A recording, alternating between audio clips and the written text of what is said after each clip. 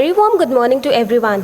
We welcome all the dignitaries and the participants in this international workshop on energy, environment and multi-phase flows IWEEM, which is jointly organized by University of Maryland at College Park, University of Illinois at Chicago, ACRI CFD and Indian Institute of Technology Kanpur and conducted at Indian Institute of Technology Kanpur spanning from February 24th to 26, 2020. It is the 11th workshop in a series on state of combustion and energy. Clean and sustainable energy is one of great importance for all applications in propulsion, power, energy, and mobility. It focuses on bringing all the experts together in selected fields spanning from multi-phase flows, fuels, biofuels, their cleaner utilization in current and future platforms of power, mobility, and propulsion, including hypersonic propulsion. It will bring the awareness to young scientists so that they know the topics of significant importance to work on in their professional careers. The workshop will also bring networking opportunities and will also provide a common framework for international cooperation amongst faculty and students. Now, I would like to request Professor Abhay Karandikar, Director IT Kanpur, Dr. Satish Kumar, Director NIT Kurukshetra, Dr. N.E. Prasad, Director DMSRDE, Professor Ashwini Gupta, and Professor C.S. Upadhyay to come on stage. Sir, kindly come on stage and take your seats.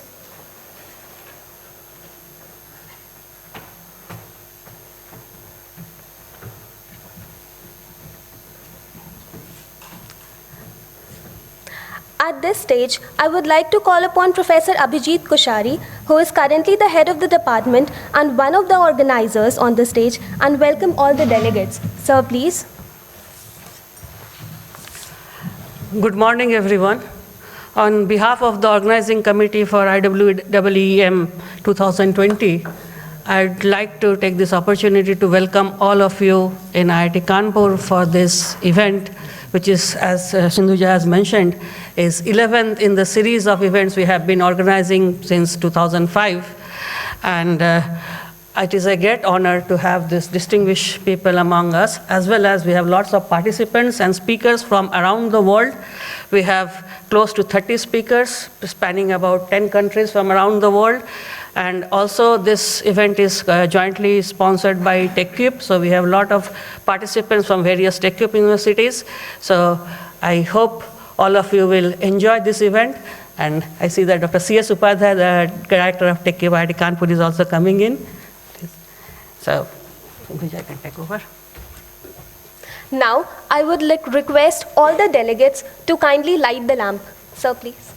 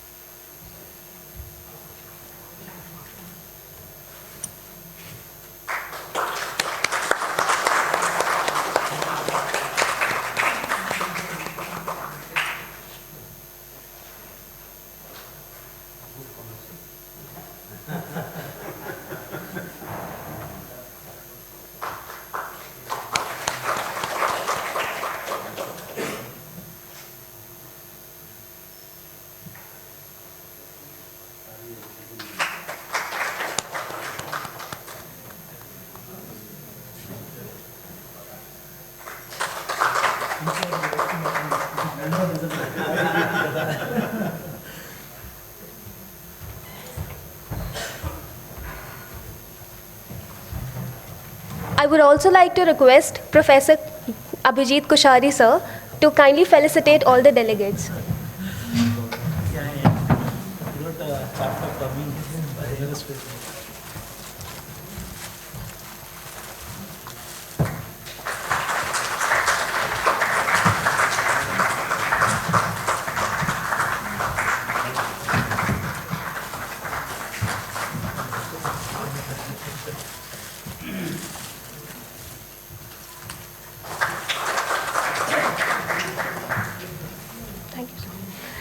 Thank you, sir.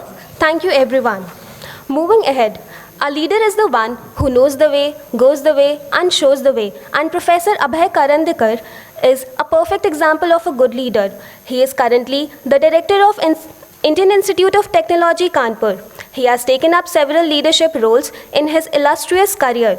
He has served as both Dean and Head of Electrical Engineering Department at IIT Bombay. Outside academia, he is a member of TRAI, Telecom Regulatory Authority of India. He has made remarkable contribution to research and has several patents issued on his name. His research work inspires us to not just explore new research and push state-of-the-art, but also to make technology more and more accessible to everyone around us. So now, I would like to request Professor Abhay Karandikar to say a few words to the audience. Sir, please.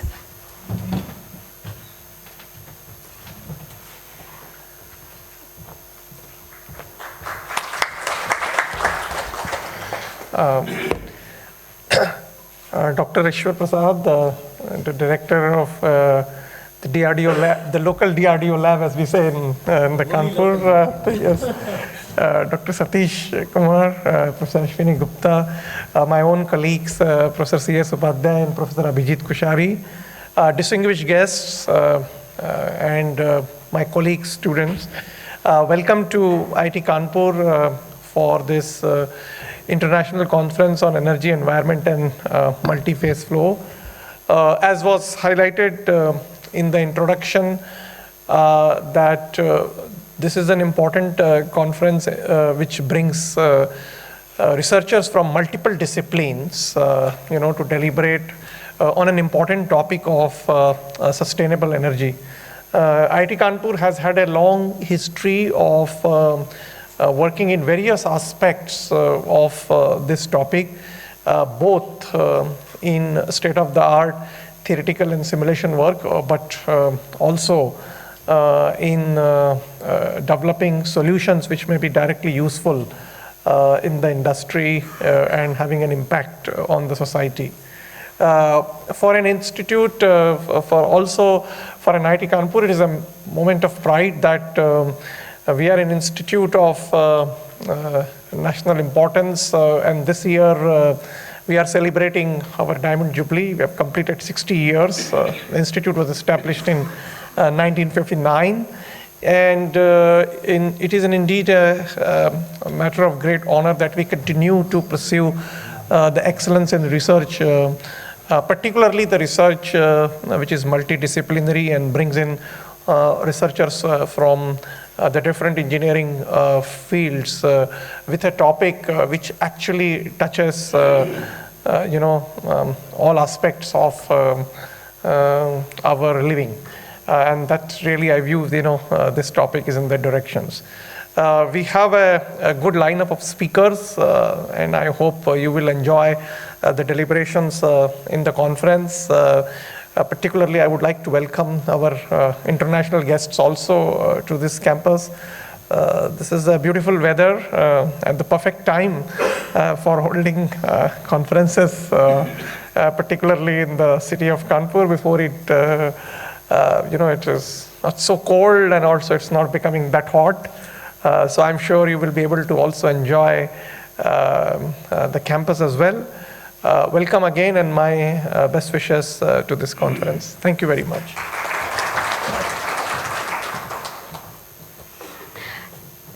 Thank you, sir, for your insightful thoughts. It is an honor to have you here. Moving ahead, I would like to call upon Professor C.S. Upadhyay to say a few words. He is the TechWeb coordinator at IIT Kanpur and has been a phenomenal supporter for this workshop. Sir, please. I'm not a good speaker, and it's a tough act following the director of the institution, but I'll try. So let me give a small bit of a preamble to this whole initiative. TechIP is an initiative of Government of India along with the World Bank, and the whole idea is to convert India into a knowledge society. In order to do that, we need to have not a few isolated centers of excellence in education, but a certain minimum standard of education spread across the country so that this big population of students every year, about 1 crore of them, get quality education everywhere. Now, with that in mind, we were given a certain mandate to start off with which we started off by first looking at curriculum. Then we had some substantial contribution quietly in the domain of improvement of the academics at the grassroots level, that is the UG education. And a major mandate was that, UG education in India used to be a bookish enterprise. We wanted to create an environment of research. And an environment of research cannot be created without people actively engaging in research. And towards that, we also had this parallel effort in nucleating research directions. And this conference is an outcome of a sequence of such initiatives which Professor Koshari and his team initiated. I think we started around 6 years ago, and from there we have come to this part, which is energy, environment, and multi-phase flows. And several institutions have participated in it, and over the years we have had many researchers actually getting interested in this domain. This is a large domain. And with the support of our experts here, the local and the international group, we have been very successful in getting more people aware of the virtues of this domain of research.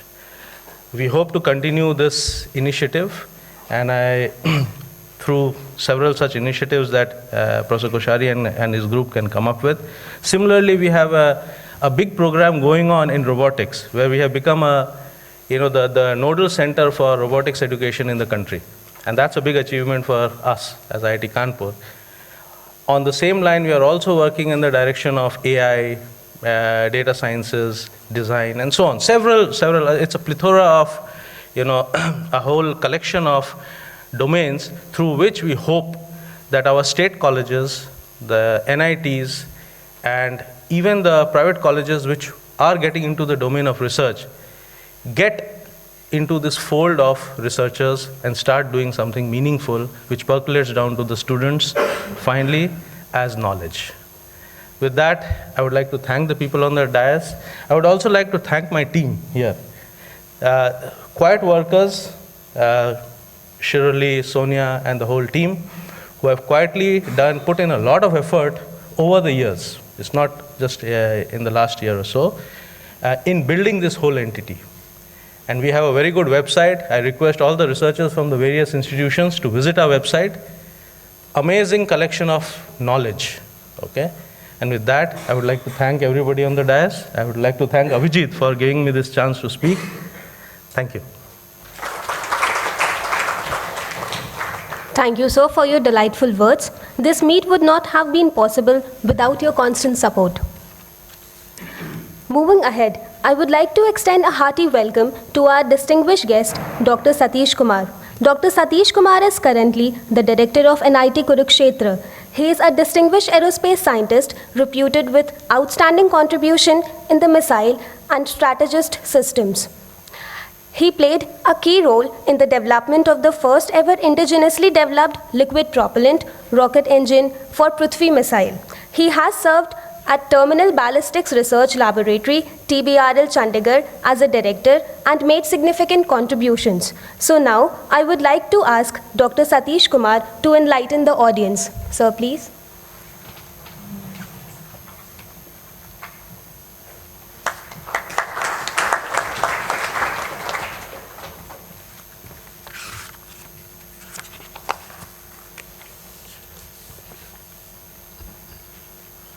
Respected Professor Krandigar, Director IIT Kanpur, Dr. Prasad, my colleague also, as well as we work together in DRDO, is a good friend, Director DMSRD Kanpur, Professor Aswani Gupta, University of Maryland, Professor Upadhyay, the TechCube coordinator, and supporting all I know that TechCube is doing a wonderful job.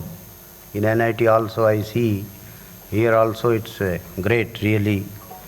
So a lot of good opportunity is providing to all of us. And Professor Ashok De, IIT Kanpur, and Professor Kusari, the eminent academicians and speakers from India and abroad, other members of the organizing team, distinguished guests, sponsors, and the industry partners,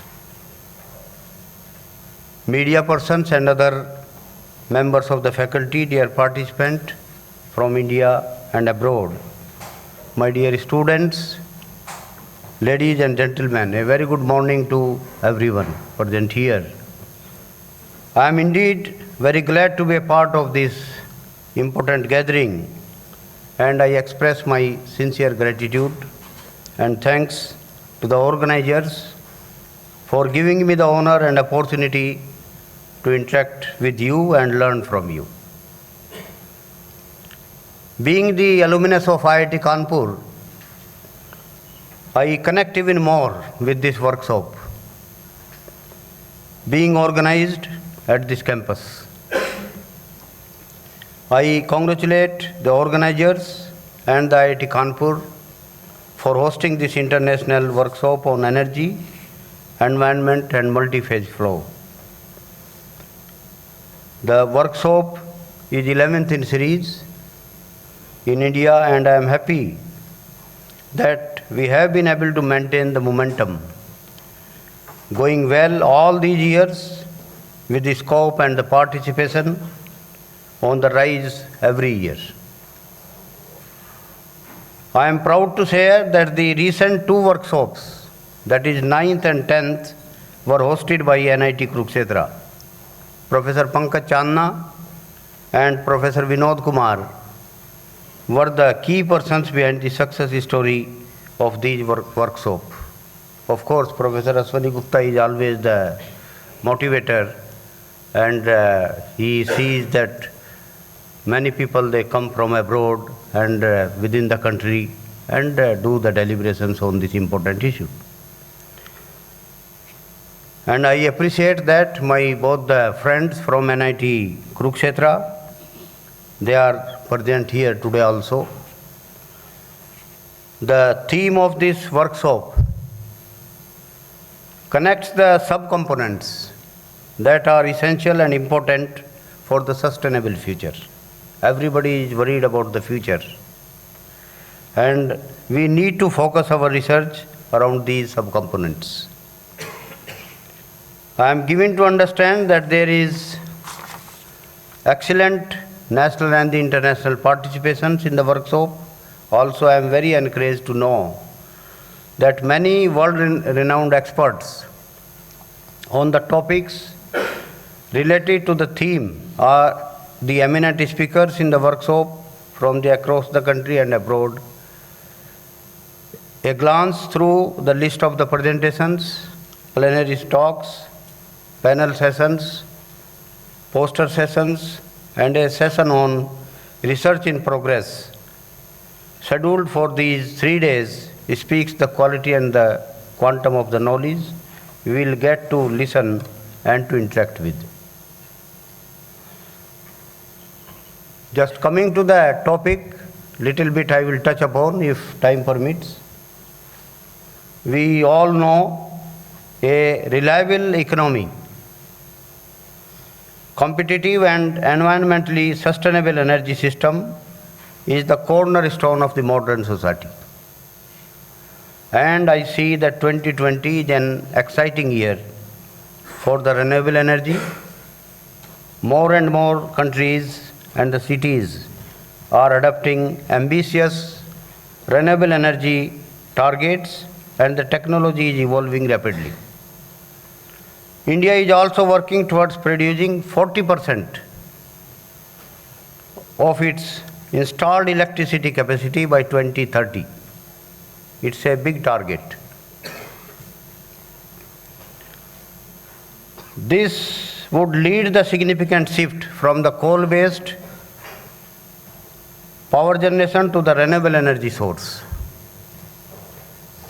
To achieve these challenging statistics, India has set a target for itself to produce 100 gigawatt from solar, 60 gigawatt from wind, and 10 gigawatt from biomass and 5 gigawatt from small hydropower. So in total, 175 gigawatt by 2022 to 23. That is the target. It's a huge task. With the right investment in the green technologies, India is well positioned to achieve the renewable energy targets. And it is expected that renewables will overtake gas and then oil as the second largest source of the energy production after the coal. And India seems to be committed towards the development of renewable energy infrastructure. The 175 gigawatt target for 2023 and the formation of the International Solar Alliance with France and India are the example of the same. We have a great opportunity in our country. 300 clear sunny days, over a dozen perennial rivers, and the coastline of more than 7,500 kilometers. The India has got a huge potential of renewable energy, so much so as to move into fully renewable electrically driven system by 2050. If only we can optimally leverage sophisticated technologies to harness the proactive collaboration with the industry, academia, and energy innovation ecosystem, the country can move straight to a affordable renewable solution. Today we need to work on the energy trilemma. There are three important factors. The first one is the energy security. The effective management of the primary energy supply, reliable of energy infrastructure, ability to meet the current and the future demand. Second is energy affordability. The accessibility and affordability of energy supply across the population. And third is the energy sustainability. Encompasses the achievement of supply and demand, energy efficiencies and development of energy supply from the renewable and other low carbon sources. So my dear participants, I would like to focus on the four issues which are very important, and I would urge you to keep in mind over the course of your discussions and the deliberations during the workshop. The first of these is the key role of the energy for development. Let me give you some example. About 2 billion people world over still rely on traditional biomass for heating and cooking. And the resulting indoor air pollution is responsible for 1.6 million deaths per year in the developing world. According to the World Health Organization, this puts the household biomass use just behind malnutrition and the lack of access to sanitation as the cause of death. In addition, more than 1.6 billion people have no access to the electricity. How can we accept this in 21st century?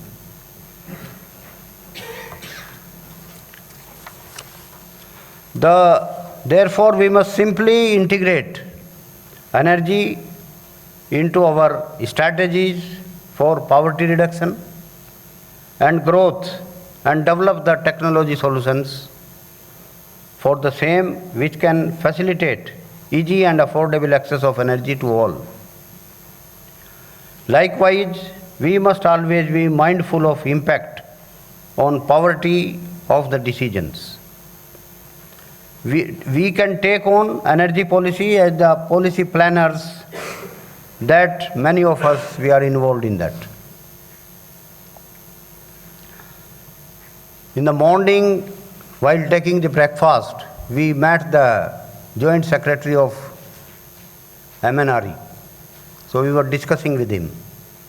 All these data I shared with him also. So this is really a concern. And we should certainly work on all these aspects, and our research should be based to overcome some of these issues. The second point I wish to make is the need for the greater investments into the clean energy. To emerge as the sustainable economics and to mitigate climate change, we need nothing less than clean energy revolution, optimizing energy efficiency, forging ahead with the renewable energy, and making availability of the cost-effective technology through research and innovation a reality. The economic potential for such investment is huge. In developed and the developing countries, alike in poorer countries, the energy access is the real problem in the rural, off-grid locations. Localized and the low-cost renewable energy solutions can boost the productivity and employability prospects, as well as preventing the flight to the urban areas. This leads to my third point, the nexus between the energy and climate change. We need to get the message very clear that energy efficiency and the deployment of clean technologies, such as the renewable energy, is the only way forward, and therefore must be our top priority if we do not want to left behind in the race of development and deployment of the clean technologies. My final point is closely related to the need to work together in a collaborative mode, within the country and internationally also. That bond should be very strong, which is not there. The work on the renewable energy is going on bits and pieces in the country. So we have to identify the strength of each other and work as a team to give a solution to the country, and so that we can save a lot of resource, money, and give the reasonably good technology to the society. So you have a complete agenda planned for these 3 days, and I do not want to keep you away from its longer time. So the main message I wanted to convey is the sustainable energy matters.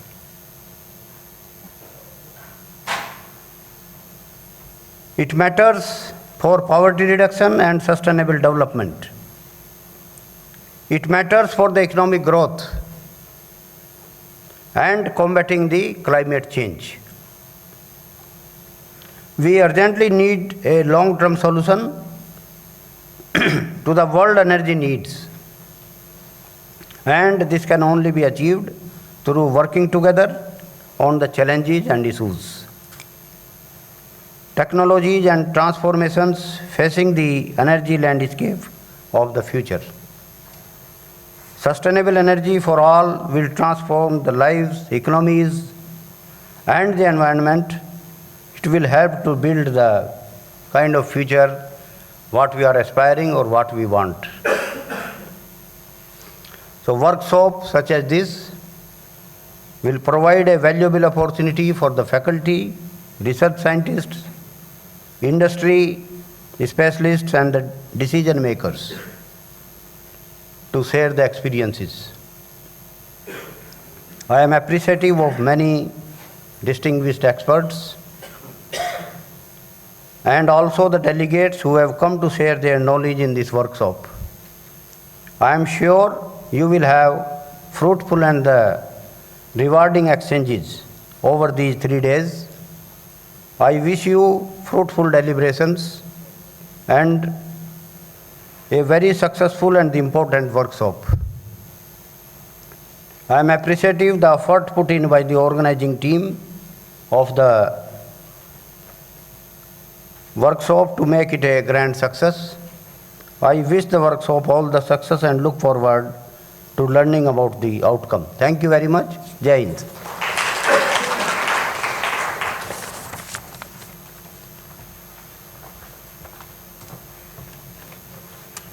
Thank you, sir, for your delightful words. Your contribution to science and our nation's defense program are an inspiration to young engineers such as ourselves. It is a privilege to have you here. Moving ahead, I would like to extend a hearty welcome to our distinguished guest, Dr. N.E. Prasad. He is an innovative and creative researcher and technologist of DRDO India and is currently serving as an outstanding scientist and director of Defense Materials and Stores Research and Development Establishment, DMSRDE, DRDO Kanpur, India. His research interests are in the area of mechanical metallurgy and fatigue and fracture behavior of structural materials. Dr. Prasad has received several prestigious national and international awards. He has been the recipient of Young Scientist Award from the Indian Science Congress Association in 1991 and Young Metallurgist Award from the Indian Institute of Metals in 1994 and many more. So now I would like to invite Dr. N.E. Prasad to say a few words to the audience. Sir, please.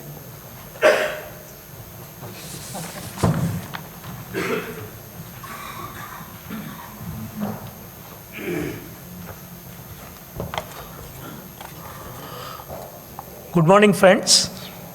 It's a pleasure always to come back to IIT Kanpur and then deliver either a lecture or witness a workshop or even participate as a participant. It's a center for knowledge and a center for innovation and center for advanced research.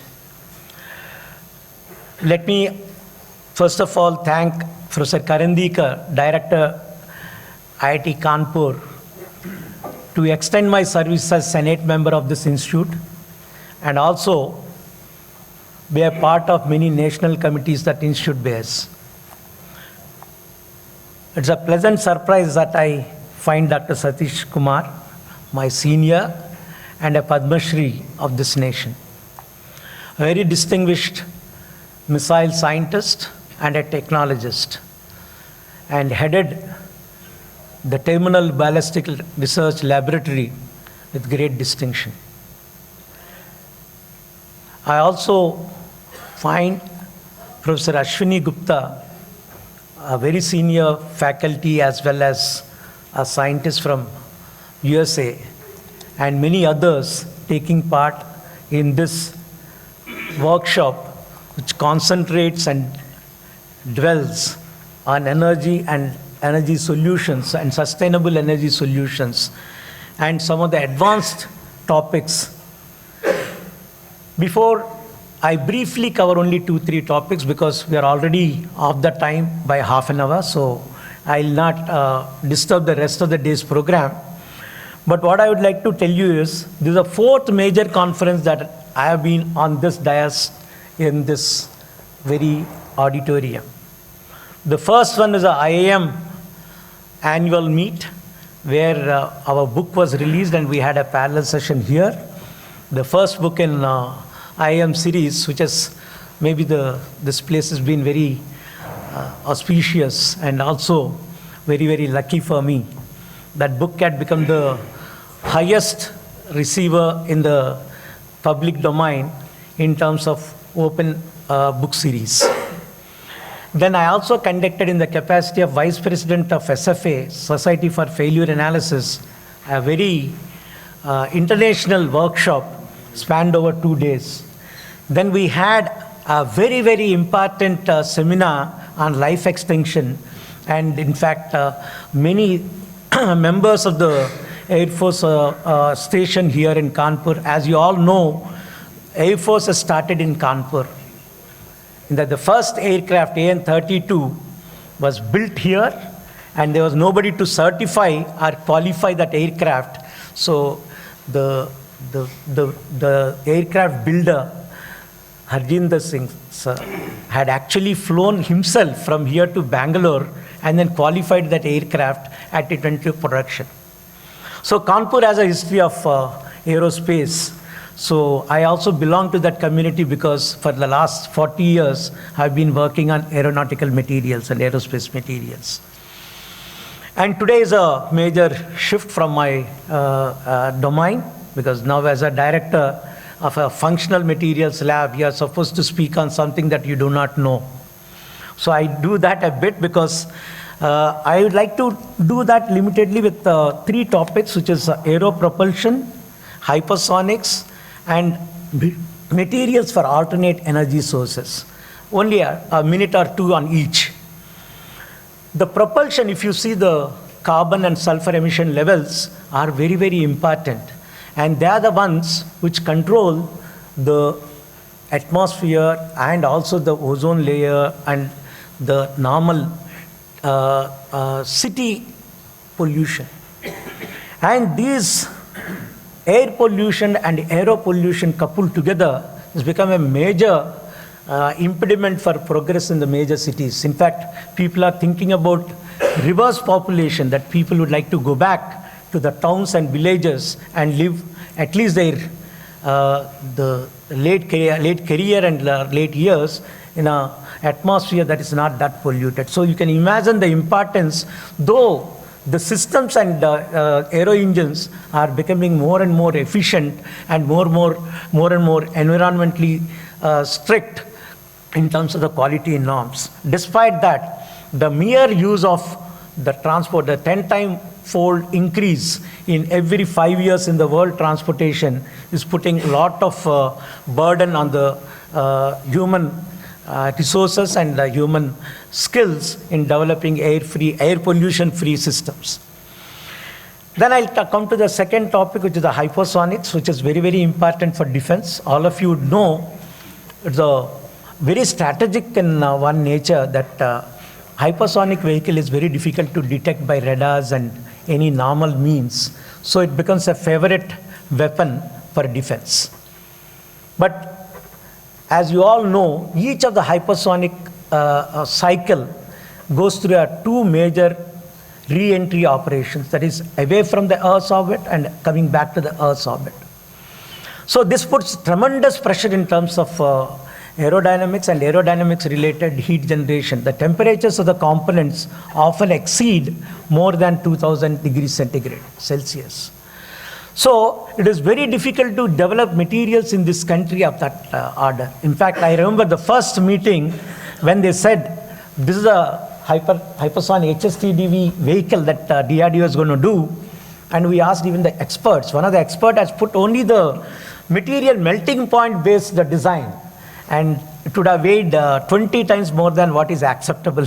So you know, if we take tantalum and niobium, so they are not the materials which are suggested, though melting point says that they could be.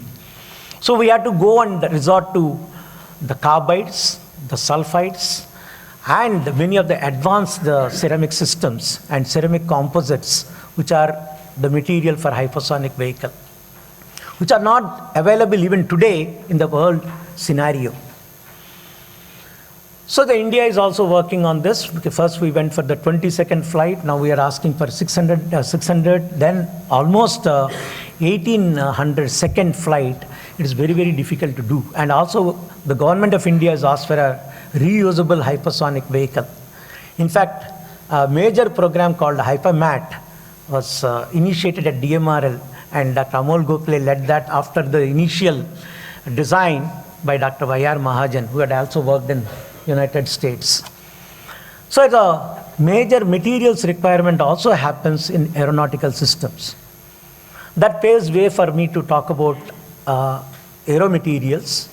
The most important of them for the propulsion, we have almost reached a saturation in terms of metallic materials.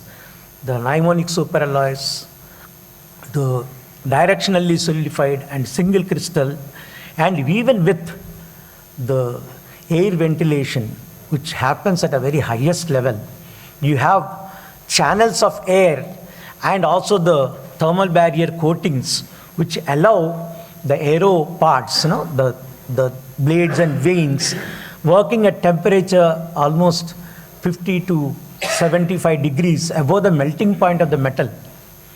So, which is unimaginable structure in the aero engine. So, we have almost reached at a saturation in metallic materials. Now, it is a time that everybody works for an alternate materials for aero propulsion. This also calls for an advanced research in terms of silicon carbide, then silicon nitride, and also the most important is the noble metal and noble metal carbides. These are the ones which are to be worked in terms of aero materials. I'm happy that Professor Upadhyay is here, who had written actually a book chapter for me on the aero structures. So even the traditional aero ones are very, very important to dwell. So these are all the topics that in a workshop like this will be covered. I'm happy that nowadays not many seminars or workshops get covered in 3 days. People are in a hurry. They would like to do in 1 day or 1.5 days and leave. But I'm sure if you have a long deliberation and evenings you spend time in going through the textbooks and the answer, and in fact, IIT Kanpur has got a fantastic library. In fact, I remember in 1980s, it's a Satish sir would have known, IIT Kanpur was one of the first library which was open 24 hours. I'm sure it is open now also, so all of you can visit the library. It's a fantastic library. And then I only would like to say, the workshop supposed to serve the basic purpose of learning something new, learning something that will take all the participants, at least the young participants, a lifetime opportunity to learn a subject or two. I had myself been a great beneficiary of such workshops, and I'm sure all of you stand to gain here. As Professor Karandikar said, it's a beautiful time of the year. The February's and early March are the best in Kanpur and in North India. I hope you'll have a wonderful time here, and if possible, please do visit our part of the city, which is a little away, but you can have some wonderful time there, and any one of you are welcome. And I would like to end by saying that all the people who would like to become members of the Aeronautical Society, American Society of Metals, and my own motherly institution, Indian Institute of Metals, are most welcome. And these societies do play a large role in career development, especially for the R&D and S&T and advanced materials and advanced technologies. May God bless you all, and have a wonderful time and a very fruitful time. Thank you very much.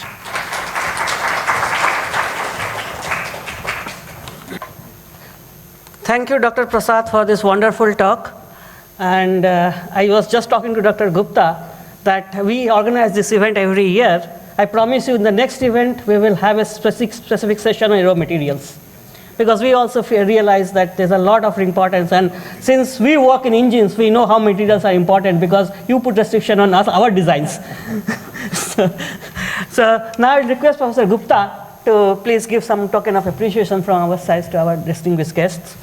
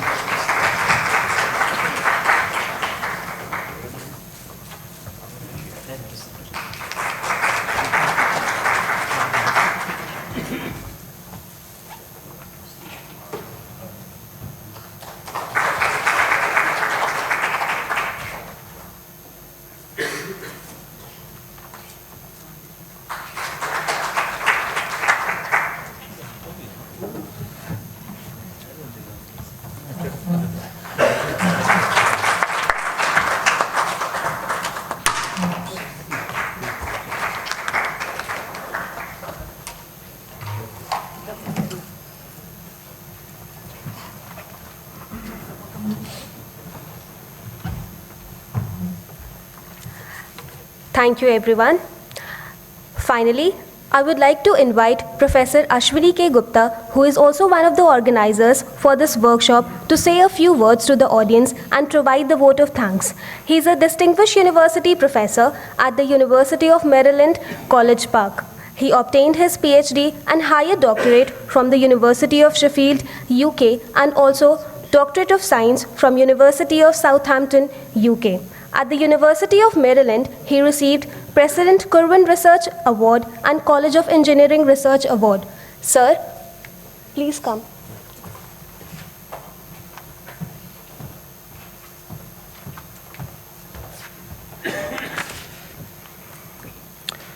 My distinguished colleague, students, honorable guests, Dr. Prasad, Dr. Satish Kumar, Dr. Upadhyay, Director of IIT Kanpur. I would like to express my profound gratitude to all the dignitaries on dais for sparing their valuable time to address the gathering and for highlighting the issues that we need to deliberate on during the workshop.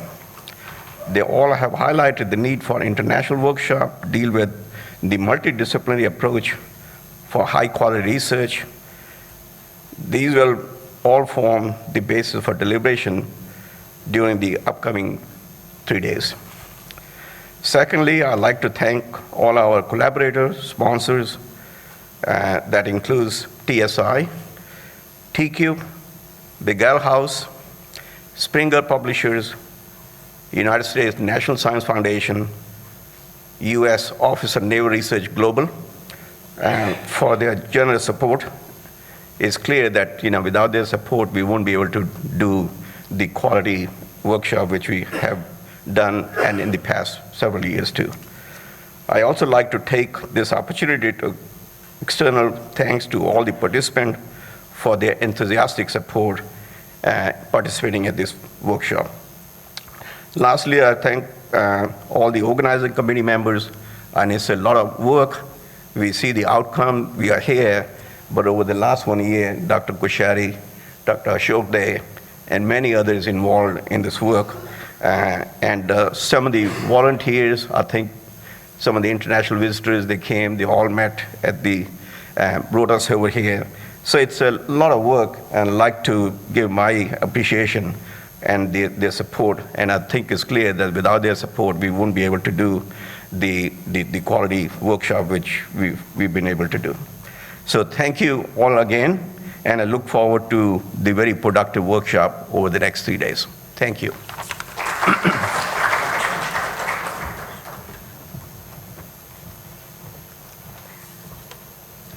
Thank you, sir. Thank you, sir, for your wonderful words. It is an honor to have you here. This brings us to the conclusion of the inaugural session, and hope you'll have delightful and stimulating days ahead.